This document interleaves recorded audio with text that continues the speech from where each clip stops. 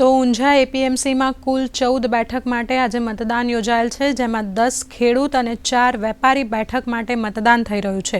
ખેડૂત વિભાગની 10 બેઠક માટે 20 ઉમેદવારો મેદાને છે અને 261 મતદારો મતદાન કરશે।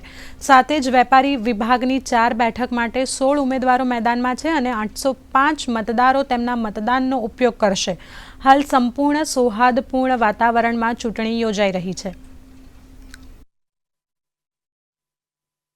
ઊંઝા એ સમગ્ર એશિયામાં ખ્યાતનામ મસાલા માર્કેટ છે, એટલે આની ચૂંટણી માટે સૌને જિજ્ઞાસા જરૂર હોય, પણ અત્યારે એકદમ સૌહાર્દપૂર્ણ અને સારા માહોલમાં ચુનાવ પ્રક્રિયા ચાલી રહી છે અને હું માનું છું ત્યાં સુંદર માહોલ છે। કોઈ તકલીફ જેવું કંઈ છે નહીં। નિયામક મંડળની જે ચૂંટણી છે એમાં 10 ખેડૂત અને 4 વેપારીની ચૂંટણી થતી હોય છે। પાર્ટી તરફથી 10 ખેડૂત અને 4 વેપારીઓને મેન્ડેટ આપવામાં આવ્યા છે અને પાર્ટીનો જ એમાં મેન્ડેટ મુજબ જ વિજય થશે એ મને ચોક્કસ ખાતરી છે। આજના ઇલેક્શન માટે શું કહેશો અને આપ કેવી નજરથી નિહાળો? ઊંઝા એપીએમસીનું ઇલેક્શન એટલે સમગ્ર દેશનું ધ્યાન અત્યારે આ ઊંઝાના ઇલેક્શન ઉપર મંડાયેલું છે। આ ઇલેક્શનમાં 14 સીટો માટે 36 ઉમેદવારો મેદાને છે।